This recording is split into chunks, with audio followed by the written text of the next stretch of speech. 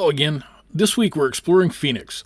We'll give you a look at the tallest Kachina doll in the world. We'll visit the Firefighter Hall of Flame Museum and kick another item off the bucket list with a Phoenix NASCAR Cup race. And then we're cooking up a new recipe that I think you're going to love. Come on along.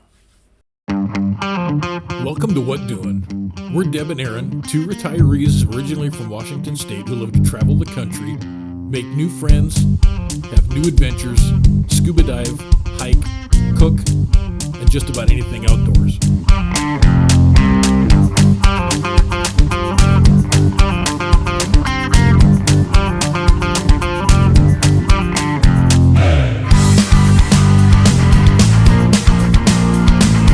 Come along for the ride. You never know what kind of crazy adventures we're going to get mixed up in. And you never know what doing. We started our exploration on the way to Phoenix by stopping by Cave Creek. This amazing little town has a ton to offer, from restaurants to boutiques, gift shops, and art studios. The Cave Creek Olive Oil Company should be on your list of places to stop. They have an impressive array of olive oils, balsamic vinegars, handmade pastas, and honeys. They will even provide recipes for dishes to pair with your oils and vinegars. Just up the street is Frontier Town. It's a small section of the old 1870s town and has Hanson's Cowboy Barbecue and a bunch of little shops that you can find souvenirs. Who's winning? Just took my queen. I think I can still beat him though. Dangerous, dangerous place. Look at this. That's a rock that's carved like that.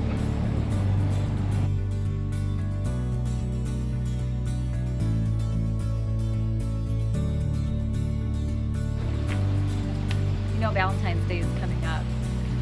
And who would not want a unique rose quartz heart swivel chair?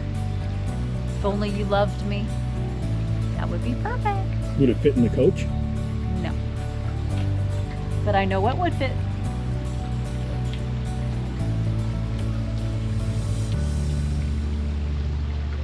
This would fit in the coach, and it's perfect. Right? No? 4-bottle wine rack. 5. Oh, we can go up more. If you want yard art, Cave Creek is your place. Check out this place called Retablo on the main drag in town. It's got some of the coolest artwork and yard work I've ever seen. Look at some of the cool things that they have and the incredible prices. If you want colorful things to brighten your yard, this is the place to find it.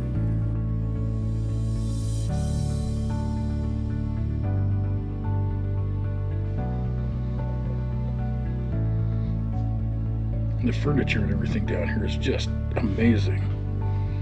And the quality and the craftsmanship, and then you look at the price. Are you kidding me?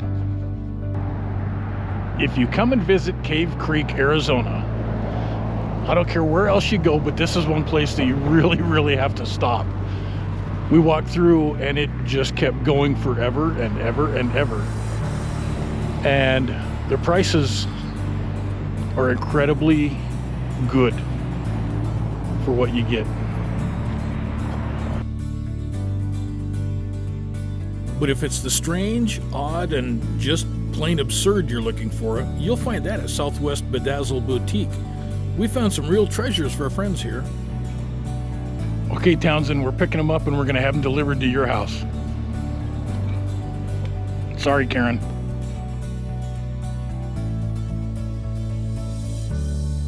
We even had time to stop and check out the big sundial in Carefree. It always works since it's always sunny in Carefree. Can you tell that Deb kind of fell in love with the vibe and the shops around here?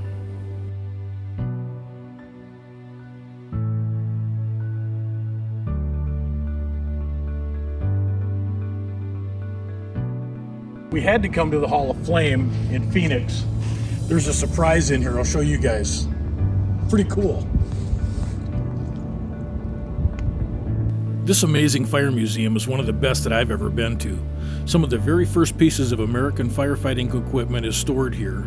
This is one of the very first 1725 pumpers and was manned by 4 firefighters on each side operating the hand pumps and 2 on top pumping with their legs to provide up to 60 gallons of water per minute.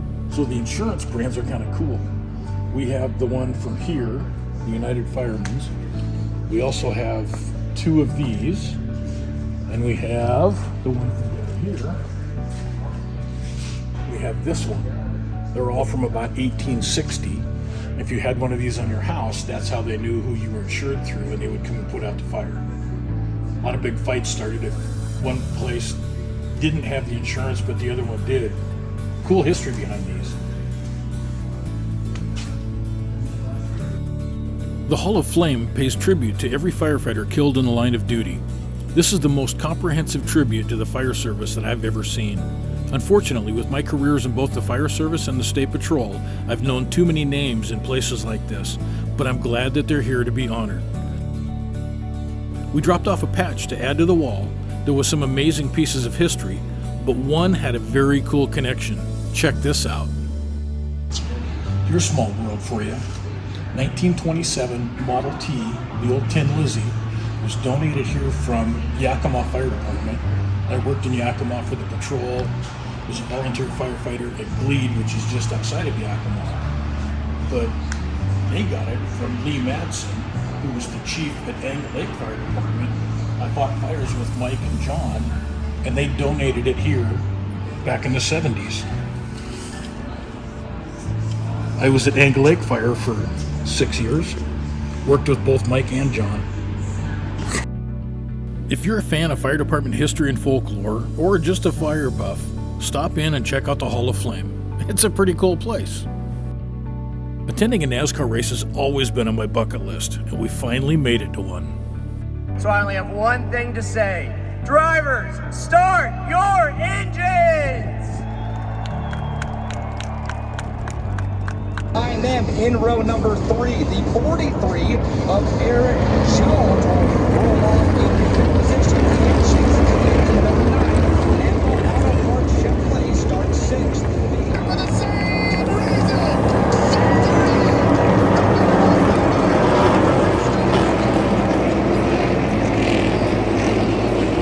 Next straightaway, they finished.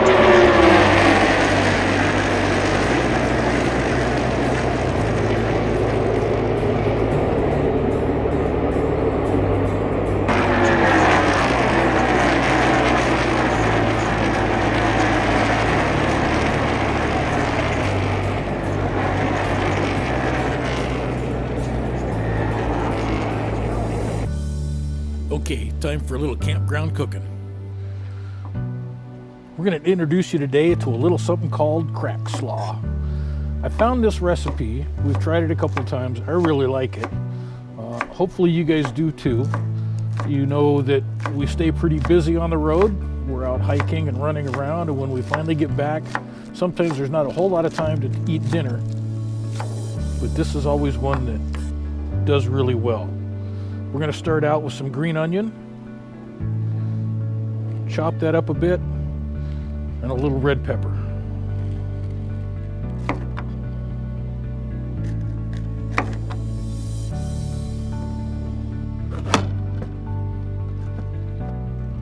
This chopper is so cool. You know, when you're cooking, you want everything to be kind of the same size so that it all cooks at the same rate. This thing is perfect. Perfectly chopped every time. Every piece the same. Do I sound like a guy at the Puyallup Fair yet? So we want the griddle to be right around 400 degrees when we start this. We're using pork sausage. We're going to do it just a little bit differently than I normally would. We put a little light oil on here. We're going to take the sausage, throw it on the grill, and not like a smash burger, but we're just going to flatten it out a bit. And what we're looking for is a little bit of char and color on this before we start flipping it around and doing different things with it. So we're just going to flatten it out a little. Let that start going.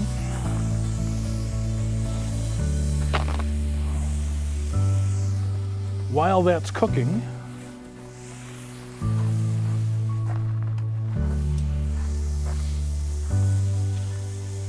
we can throw our veggies on.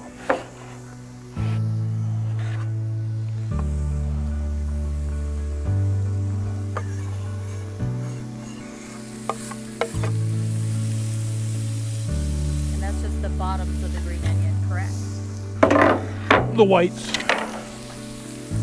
We'll leave the rest of it up there a little ways, or maybe a garnish at the very end. But the stems, the greenish stems, we don't go too far up on that. That's just personal preference. You can use the whole darn thing if you want. While this cooks, we're gonna prep a little bit, just regular store-bought coleslaw. We do a thing, we call it Mongolian grill, where we use a head of cabbage and chop it up. This one, it's really easy just to grab this stuff. It cooks up quick, and it's good. To that, we're gonna use a little bit of ginger, a little bit of garlic. We're gonna finish it off with some shoyu or Aloha soy sauce. We'll let this cook and we'll come back. Okay, we've had a little bit of a chance for this to brown on the bottom side. Let's see how it's doing. We're just gonna kind of scoot the vegetables off to the side. A little bit of the cooler part of the grill. Let's see how we're looking. Yeah. We'll let it go for a while, we'll come back. All right, our sausage is just about done. So what we're gonna do is chop it up a teeny bit, get it into those smaller bite-sized pieces, crumbles if you will. And as we toss, it'll do even more of that. We're gonna scoot it to the side just a little. This is where the smell comes in. It already smells really good. We're gonna turn the griddle down. We're gonna do some garlic.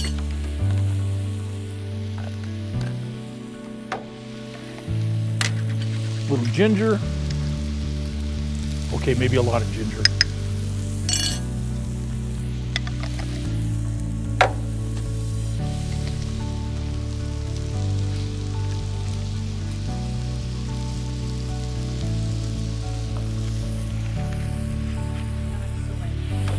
Just a teeny bit for right there. Just enough so we can start cooking the ginger and the garlic. And then we're just gonna mix it all in with here. We can bring the veggies over. Oh man, that smells good.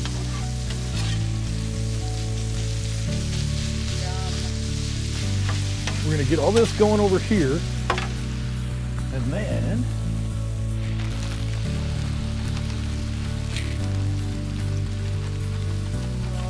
we're gonna dump the entire package of cabbage on there. Veggies.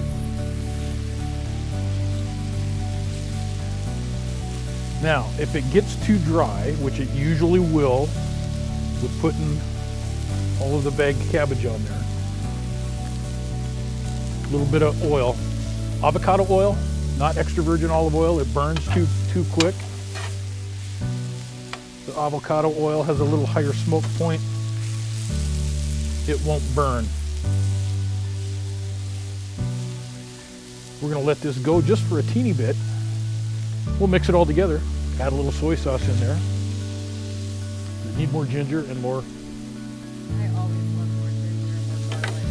You can toss it as much as you want in. That's the key. See, this is the cool thing about cooking your own meals.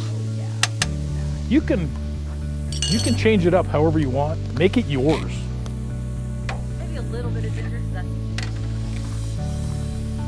And you notice if you've seen me cooking before, I don't measure much. I just kind of throw things together.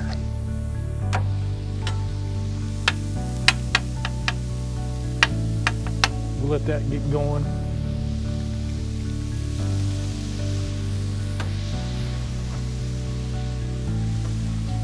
chopped. Where's the carbs, honey? What carbs? This is like veg and meat. Now, if you want to make this a little bigger, a little more full, I guess you could put some rice with it.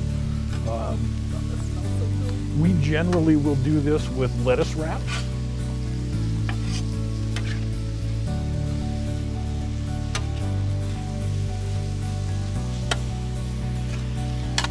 Lettuce wraps are the best.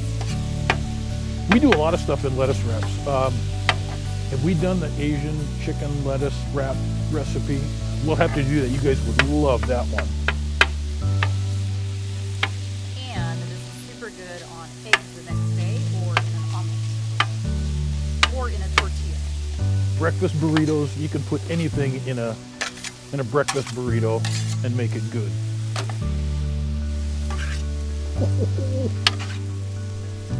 Smells so good. Yum. Tiny bit of low sodium. Soy. Nobody needs sodium, right? You gotta have some. Especially if you're out in the desert hiking and running around and sweating, you gotta replace it. So how do you know when you're done? Does it starts to wilt? It starts to wilt. You don't want it to get too soft. I like a little bit of crunch in there.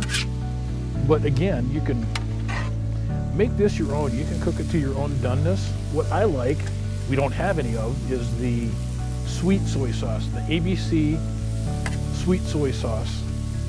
It's a real thick, it's almost like molasses, but it adds just a little bit of sweetness in here. You can use sesame oil if you're a sesame oil fan. I'm not. Oyster sauce, any of the Asian flavors go really well in this. We're about done. Okay, I'm ready. So when you're done cooking, grab your plate, grab an adult beverage, turn on a little What Doing, and enjoy the rest of your night. Oh man, it is good. Are you surprised by that? I think I've outdone myself this time.